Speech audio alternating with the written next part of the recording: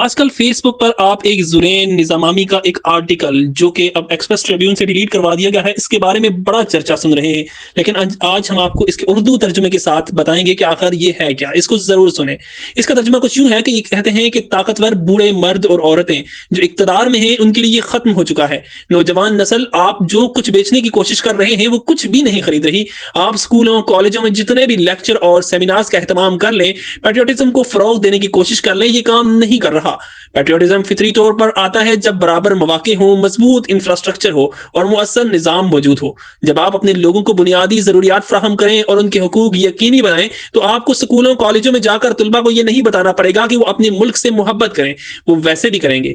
نوجوان ذہن generation Z alpha وہ بالکل جانتے ہیں کہ کیا ہو رہا ہے، اور آپ کی مسلسل کوششوں کے باوجود کہ آپ انہیں اپنا پیٹریوٹزم کا نقطہ نظر بیچیں، وہ اسے دیکھ رہے ہیں۔ انٹرنیٹ کی بدولت جو تھوڑی بہت تعلیم ہمارے پاس باقی ہے، اس کی بدولت آپ کی بہترین کوششوں کے باوجود کہ عوام کو جتنا ہو سکے ان پڑھ رکھا جائے، آپ ناکام ہو گئے ہیں۔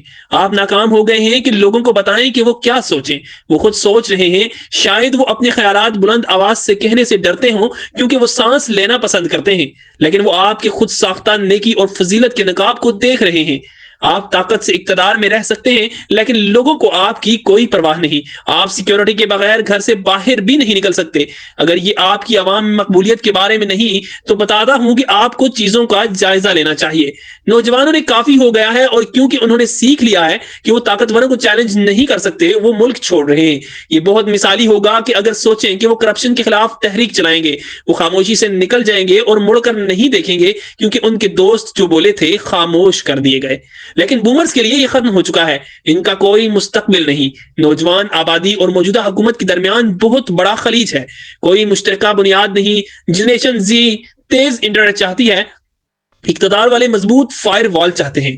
جنریشن زی سستے سمارٹ فون چاہتی ہے، جبکہ بومرز ان پر ٹیکس لگانا چاہتے ہیں۔ جنریشن زیڈ فری لانسنگ پر پابندیاں نرم چاہتی ہے، جبکہ بومرز ریگولیشن بڑھانا چاہتے ہیں۔ ان کے درمیان کوئی مشترکہ نقطہ نہیں ہے، یہی وجہ ہے کہ بومرز ہار گئے ہیں۔ آپ جتنی جنگیں مرضی چاہیں جنگیں کروا لیں، جنریشن زیڈ ان پر میمز بنا لے گی۔ مین سٹریم میڈیا کو سینسر کر لیں۔ جنریشن زیڈ رمبل، یوٹیوب اور ڈسکورڈ جیسے پلیٹ فارمز پر چھلانگ لگا کر اپنی رائے دے گی۔ بومرز اب آپ کے خیالات کو سینسر نہیں کر سکتے۔ وہ دن گئے جب آپ لوگوں کو بے وقوف بنا سکتے تھے، اب کوئی بے وقوف نہیں بن رہا۔ ہمارے ہاں لائبریریاں تو نہیں ہیں، ہاں اپارٹمنٹ کرائے پر بھی لینا افورڈ نہیں کر سکتے، ہاں کار خریدنا بھی افورڈ نہیں کر سکتے۔